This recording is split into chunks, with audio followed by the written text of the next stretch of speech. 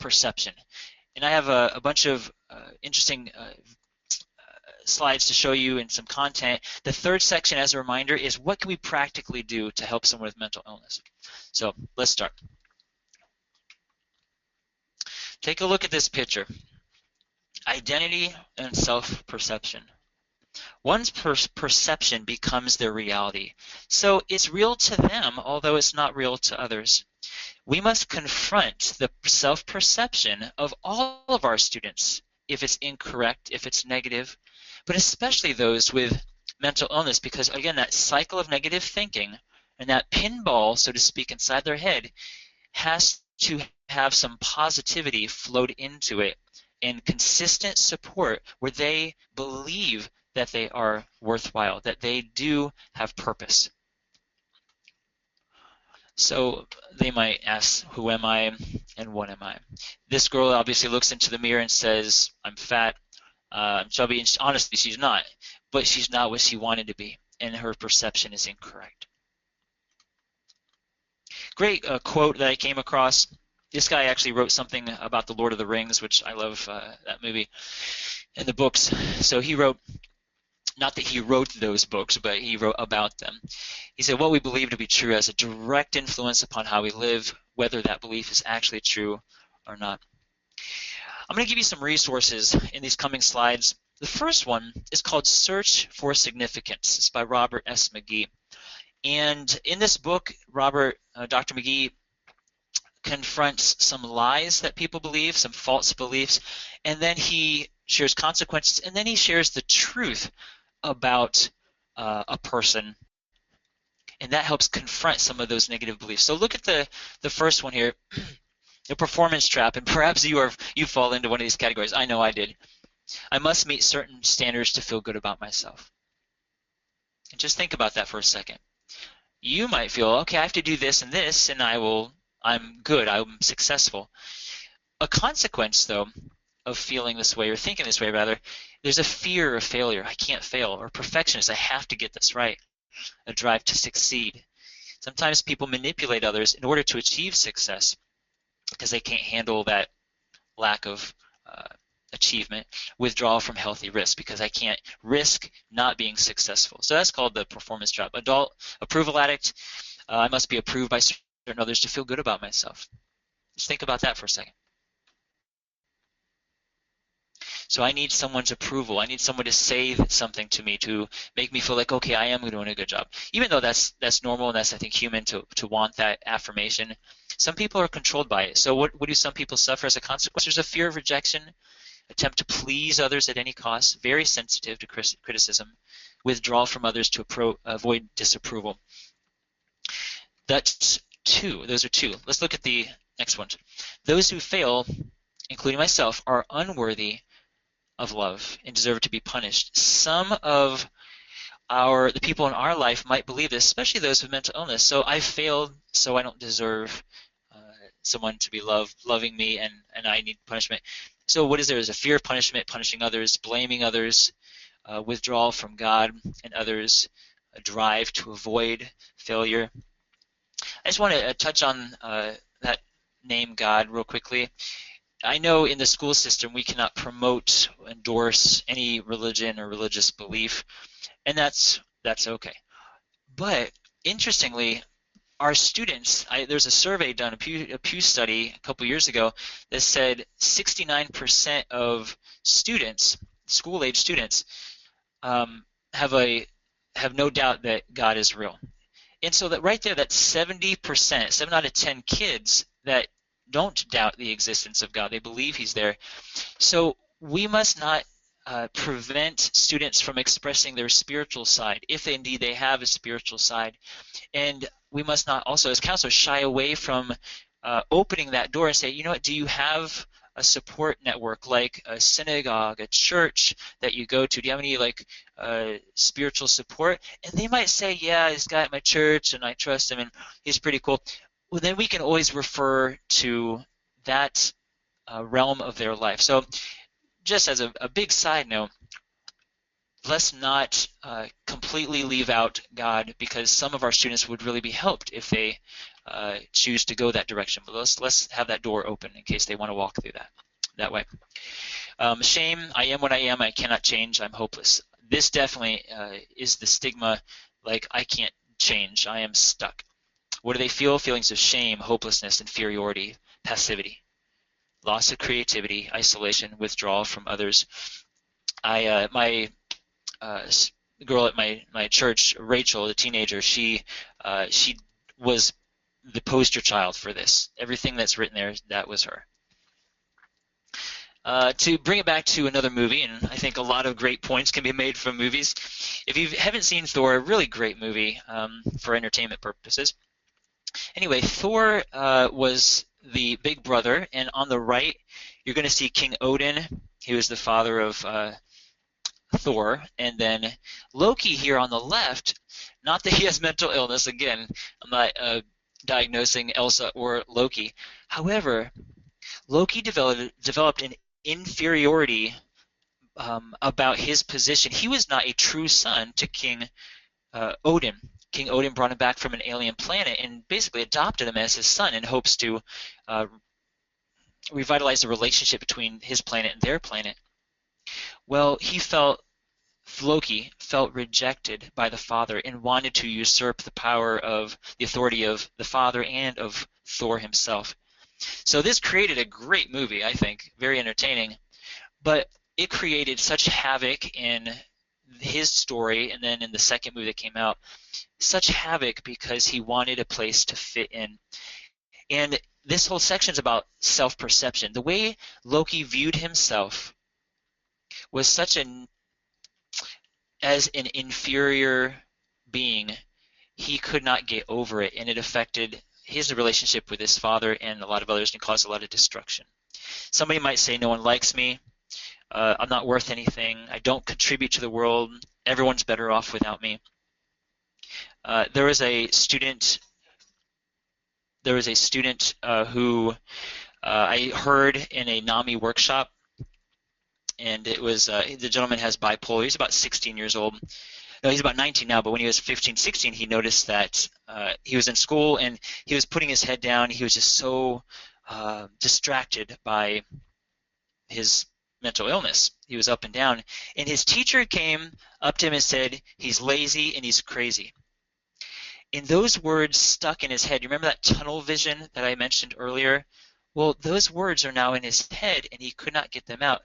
The truth was, he was not lazy or crazy. He just needed a different outlet to get his creativity out. And he, sitting in a classroom, just listening to the professor for an hour, or the teacher for an hour, was not working. So based on his 504 plan, and because this is a disability, you can administer 504 plans or create a 504 plan with a parent, and definitely with doctor's help or nurse's help, and create some accommodations for a student with mental illness.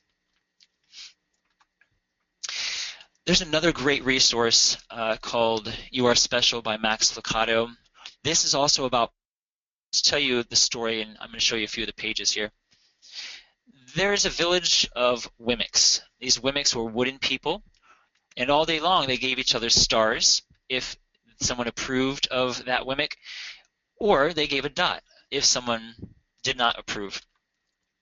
Well, there's this one Wemmick called Punchinello, and Punchinello never got stars. He couldn't jump, he couldn't sing, he couldn't make people laugh. He tripped over his words, he tripped over himself and fell. He always got dots. Well, one day, and he was thinking to himself, I'll never change. I don't like the way this is. So he met this one Wemmick called Lucy, and she had no dots or stars. So he went up to her and said, Lucy, why don't you have any stars or dots? And she said, I go see Eli in his workshop. And Punchinello said, Eli, who's that? And he's a wood carver, and he's up the hill, and all you have to do is go see him, and you'll see. And then she left. Well, that night he really thought about it. He thought, well, things can't change, but you know what? I have nothing to lose. So he decided to go see Eli. So he walks into Eli's wood shop, and everything was humongous compared to him. He's a small wooden man. And all of a sudden he hears a voice when he's about to walk out in despair, and the voice says, "Punchinello, is that you?" Punchinello turns around to this deep voice, and he sees Eli, the woodcarver. And Eli says, "Come on over here. I'd like to talk with you. I've been hoping you'd come. Lucy told me that you had talked with her." Well, Punchinello goes on to say, "I have these dots, and nobody likes me. I just don't know how to get rid of them." And he said, "Punchinello, I created you. I formed you, and I put you down there."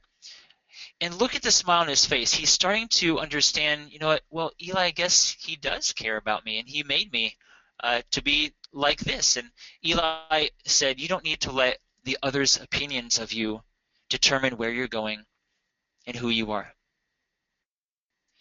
And those words of encouragement helped him see in his tunnel vision that there was hope, that there was purpose for him. So as he walked out, he thought, well, I think Eli really means it.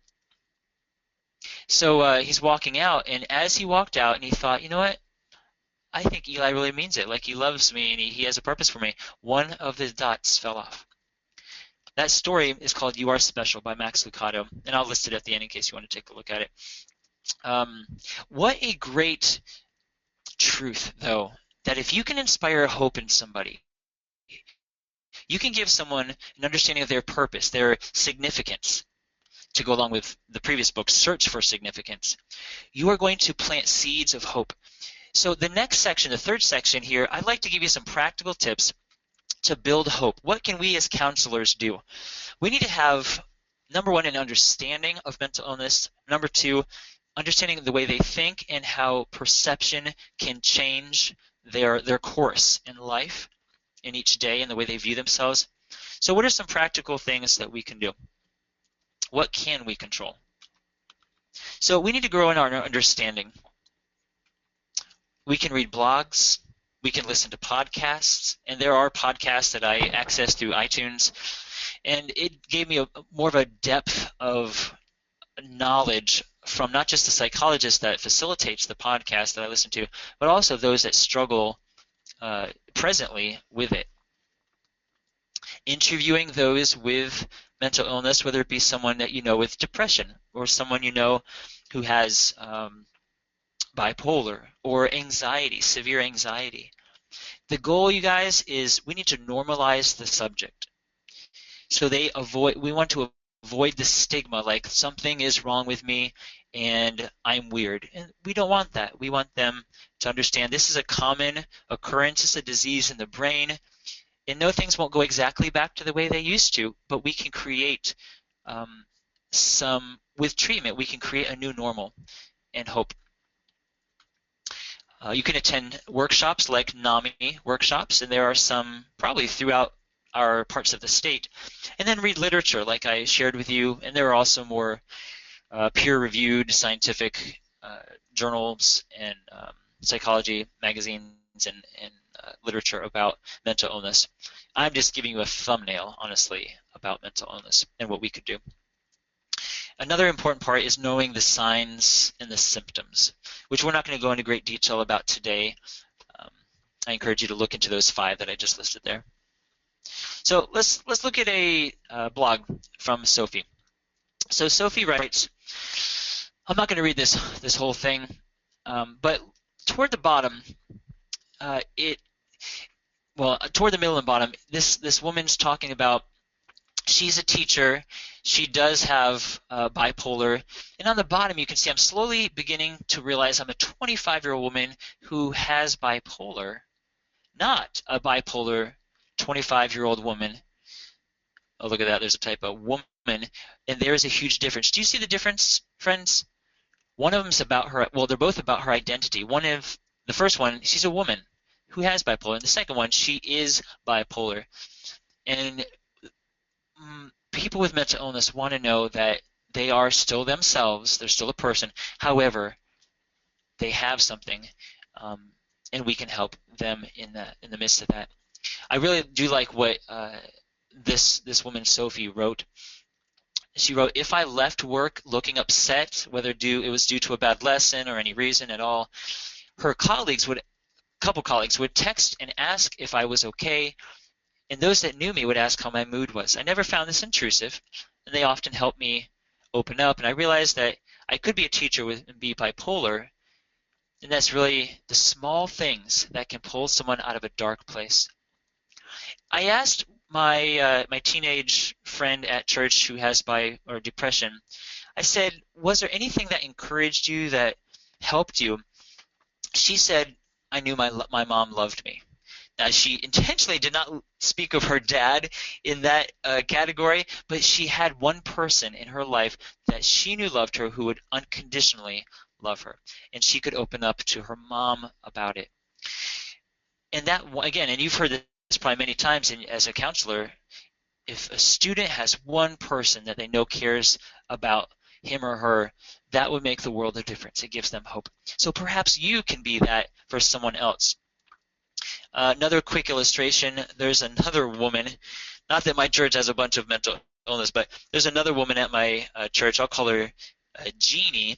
And Jeannie, well, actually, she was the one who had the boyfriend who broke up with her. They had problems, and she tried to commit suicide. So this girl, Jeannie, told me that her friends now, because she has bipolar and she constantly has to be on top of it and monitoring her feelings, she has a support group that she talks to. I can't remember if it's online or over the phone. I think it's over the phone. And she meets with these one or two ladies who encourage her, who also struggle with this. So again, she knows she's not alone. And we can help those by just letting them know that they're not alone. I don't know if you've ever encountered someone with cutting that cuts. I encountered this song. It's by a group named Plum. Just listen to the words.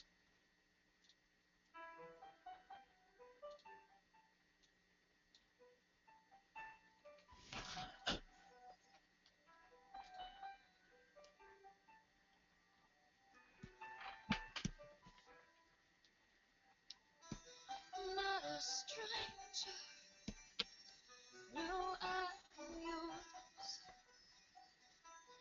Crippled anger, tears that still drip sore.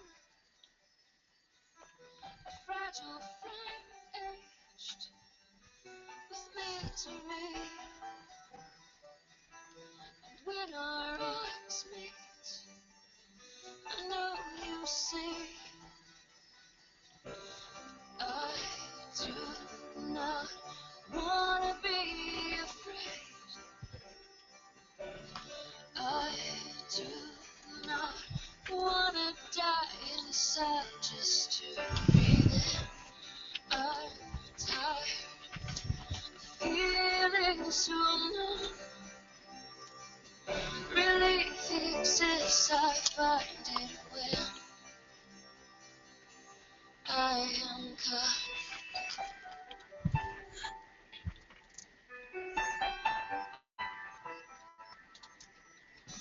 I may seem crazy, painfully shy. And these scars wouldn't be so hidden if you would just look me in the eye.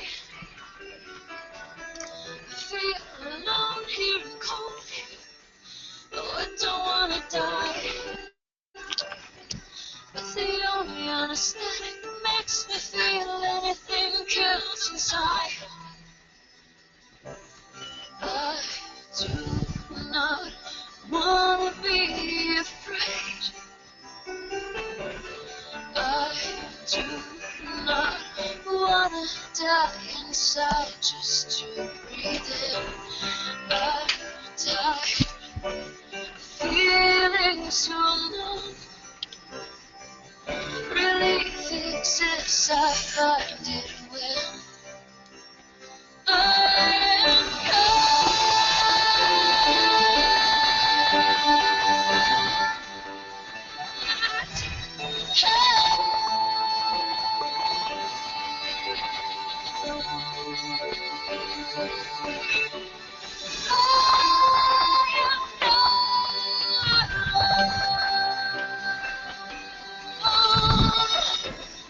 I am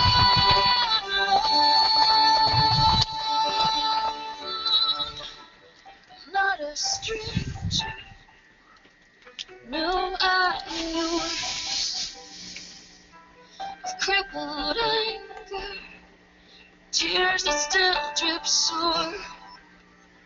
And I do. Oh, get emotional every time I listen to that song.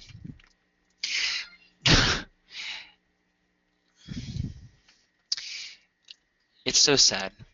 It's so sad that people, not just teenagers, but anybody, would feel like that's the way to feel better is to hurt myself. And if you're in a middle school, you've probably encountered it. High school, you've probably encountered it. In elementary, maybe not. But again, there's a hopelessness. They feel alone. What can we do to counter these beliefs? And you can see some of the responses to this song. I can't remember where it was, I guess on iTunes. I don't remember exactly where I found it. So music reaches the soul, and we can use music as a means to destigmatize mental illness. And I encourage you, if you don't know this song or have it, just you can download it for I think 99 cents, and somebody might find some hope in just listening to that. Well, another tip, a little tool that you could walk away with is helping students, not just any students with mental illness, but any student, help them see their uniqueness, how special they truly are. And if I'm sure you've heard of this, Dr. Howard Gardner's multiple intelligences. There is a group that I have led for years and years at my school, the self-esteem group. I call it the awesome group. And one of the activities we do is to help them identify what is their multiple intelligence, what is their intelligence, how are they intelligent. And it's not just about paper and pencil. It's, boy, I can visualize things. That's more of my strength. But look up there. See, which two do you think you are more inclined to be? You might help students understand their multiple or their intelligences, and then help in their. I think there are a couple websites where you could go on and you could see, well, you might be good at this in life, and it can lead into different careers, different activities where they are strong. And again, anything to help them see that they are smart, that they are important, they have purpose. Another little tool that you could do is find an informal Myers-Briggs personality test, or a formal one. And you probably already know these. I'm in ISF. What an ISFJ I am. So perhaps you know yours. But as you get your 4 categories, whatever they are, they all have a name. They've attached a name to it and a great description. I remember reading my first Myers-Briggs personality results, and I thought, I cannot believe it. I thought that was just me, but that's my personality.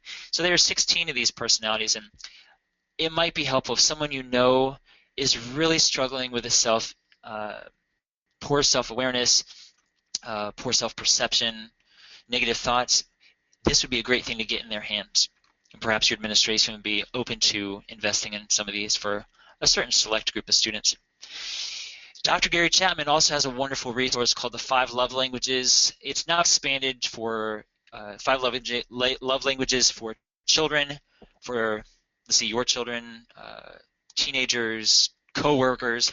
So he's definitely expanding his base. But anyway, there are 5 love languages, and the premise is we all have emotional love tanks. And if someone is speaking our love language, it fills up our emotional love tank. However, someone could be pouring into another person but not speaking their love language. It could be number 5 for them. It doesn't mean much to them, and they don't feel loved. So another tool that we could give to our students and their parents, and for us as well, and the teachers, is help them understand the power of speaking another language, by being bilingual, so to speak. Gift giving, some people that really means a lot to them. Acts of service, having things done for them. Quality time, spending time together. Physical touch, pats on the back, half hug, like a side hug, bumps, high fives, whatever, words of affirmation. So the goal here, you guys, is learn their language and become bilingual.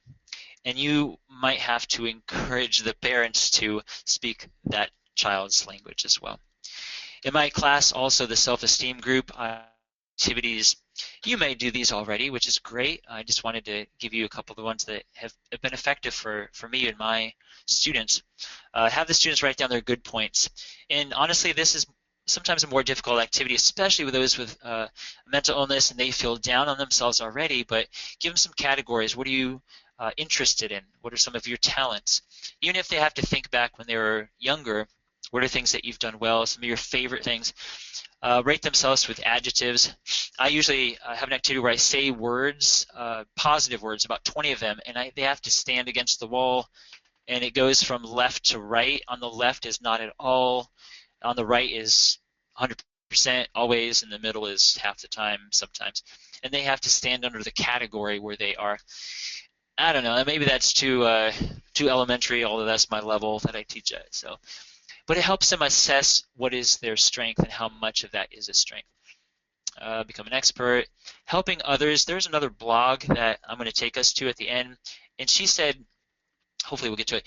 She said the way I felt better and helped me through my illness, so to speak, with her mental illness, was to help others, to do little things for people. Find a role model. That's actually a really important point. There was another student, and we'll get to it. Her role model was Demi Lovato, who also has a mental illness and has struggled recently also. I read in the news. But just knowing that Demi Lovato had a mental illness and is a successful singer, and she was a judge, I believe, on American Idol. Was it American? It was one of those singing shows. That she could be successful and still have a mental illness, and that really encouraged one girl who we'll look at it a little bit. Exercise helps. Actually, exercise creates some brain changes similar to those caused by antidepressants. It strengthens the neurotransmitter epinephrine. It affects the serotonin uptake. It reduces the level of the stress hormone. So exercise is great, and I would encourage you to encourage them to have some exercise. And finally, the mind is such an important tool. And if we can help this, again, we talked about perception before. If we can help change the perception that students have of themselves, it's going to change the course of their life. So what I tell the kids is 4 truth statements, and you'll see there's a truth wall. And if you can build these truth statements and help them memorize it and repeat this to themselves to counter all those negative messages, I'm awesome just as I am, and simplistic as it might be, they might just need to say, you know what, I messed up, but I'm awesome still. Somebody talking about them or saying stuff about them that's not true, just say they don't know me. That's not true. And again, simplistic, but powerful. If someone comes up and says, you know what, you don't know anything, you're a jerk. I don't know, lots of crazy stuff. And you just have them learn to say to themselves, that's not true, I'm awesome, they don't know me. And finally, if they do mess up, which they will, and help them understand that, I'll get better. Failure is just part of learning. I teach chess here at my school, and I say to my students, you're going to lose a lot of games in the beginning especially because you're learning. And you're going to make mistakes, but learn from the mistakes. If you can help put a mental image, a visualization, an activity with a piece of information, a lot of times that'll come back. So every time they look at a chessboard, they'll be like, oh, yeah, okay, I can fail, but I just have to learn. So, in essence, junk in, junk out.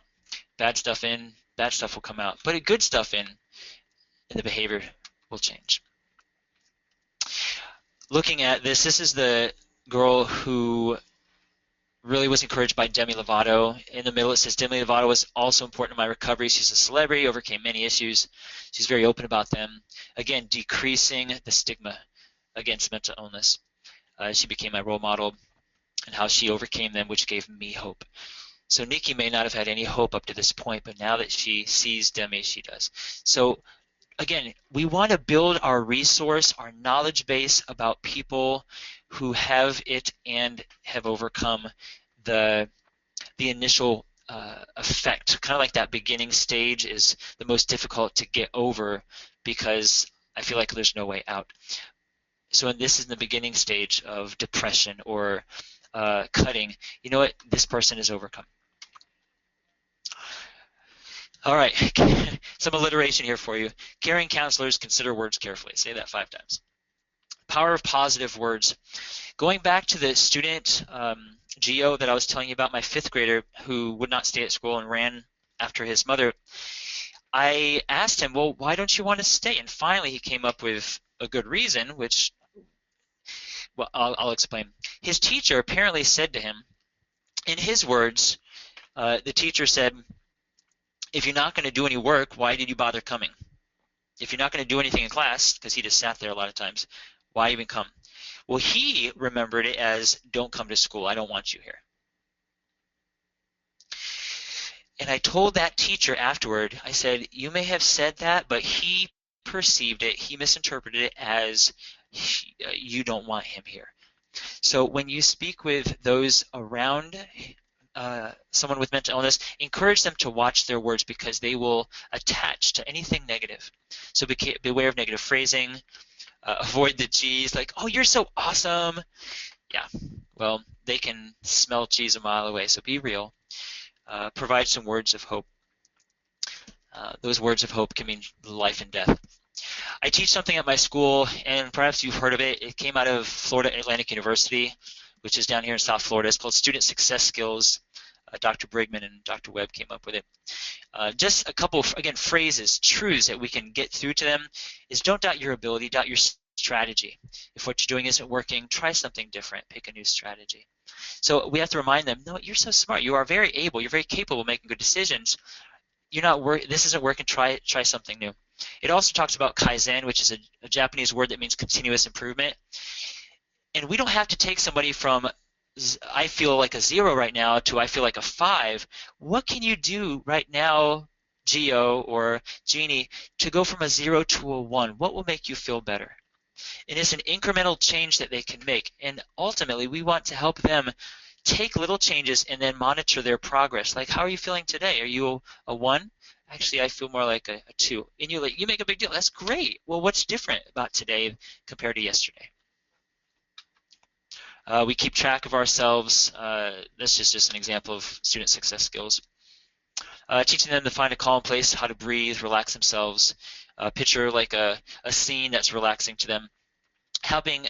Encouraging them to get a keep cool tune shield, which means attached to a song that will speak positive words and encouragement instead of something that's negative. So attached to a song. I interviewed the the director of, it's a long title. Let me get there real quickly. Laura Webb, she's the manager of patient care services in the Children's Adolescent Program at Vanderbilt Pediatric Hospital in Nashville, Tennessee. That's a mouthful.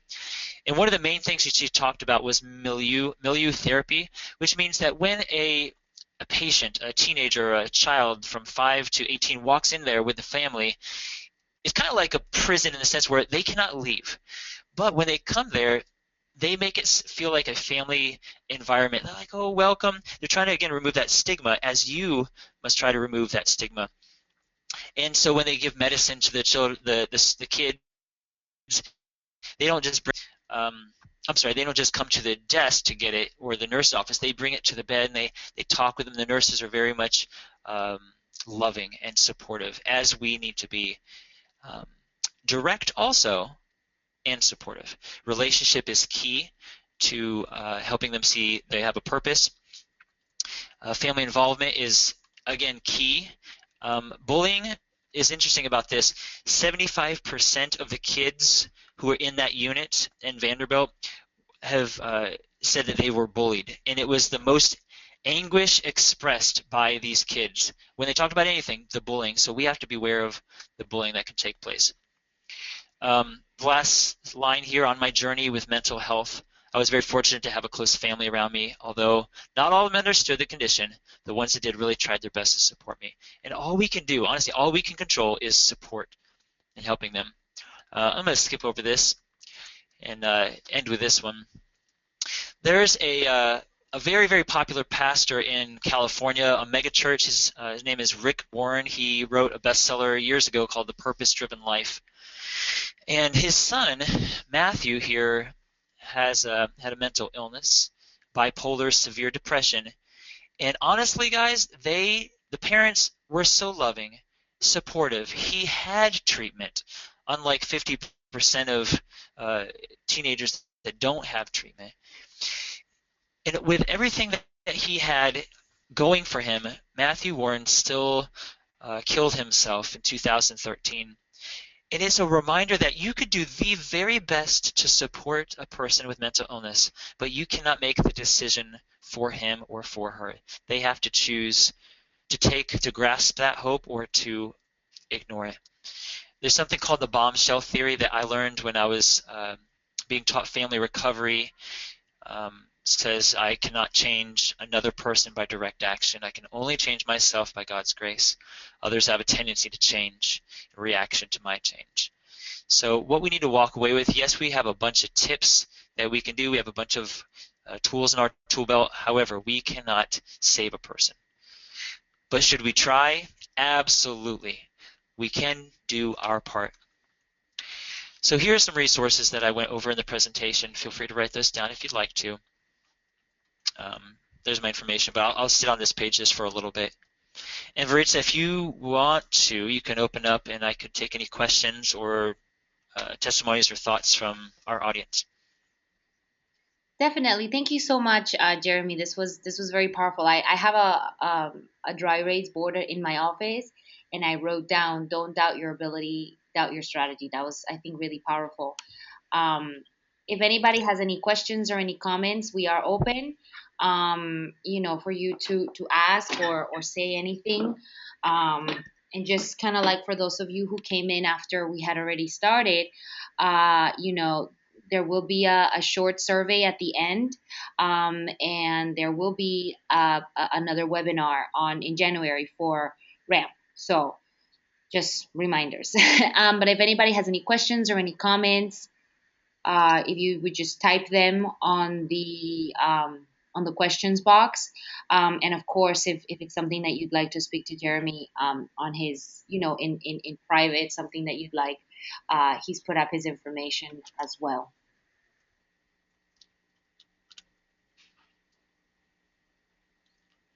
So far, I think everybody maybe wants to speak to you. Maybe they just don't want to say anything right now, because Sure. these things are sort of personal as well. Um, Mm-hmm. so we don't have any questions Okay. right now or any comments, but you know, so Well, I appreciate the opportunity to share, and all we can do is what we can do, and the best thing we could do is to become more knowledgeable and to be intentional in the lives of anyone with a mental illness. They need to see hope and see themselves in a renewed light. Okay, you might be that door to life for them. yeah. No pressure. uh, Erin says thank you. And Susan says, thank you. This was very informative. I'm working on my master's in school counseling, trying to get every bit of info I can. So, Susan, Great. definitely. Great. Well, that's great. Great to hear. Yeah. I wish you the best, you guys, and feel free to contact me if you'd like to. Yes. Rachel says thank you. Layla says thank you so much. Will we have access to the PowerPoint? Um, that's up to Jeremy. The webinar will be available on the YouTube channel. I am in the process of uploading all the webinars. So I don't know if maybe Lelia can email you, Jeremy, and then you can provide her some resources. Absolutely. If you email me at this um, email address, I will just attach everything. It'll probably Dropbox or something to help you because it's a big file. Definitely. Okay. Well, thank you, Jeremy, for speaking to us today, and thank you all for attending and coming. This was definitely, very, very useful. And definitely, Lelia, if you could just email Jeremy, and he will definitely give you those resources. So, everybody, thank you so much. Thank you, Jeremy, for doing this. And if any of you know someone or would like to also present to other school counselors around the state, please send me an email, and we can talk about your ideas. So thank you, Jeremy, and thank you all for coming. Very welcome. Thank you, guys. Thank you. God bless you.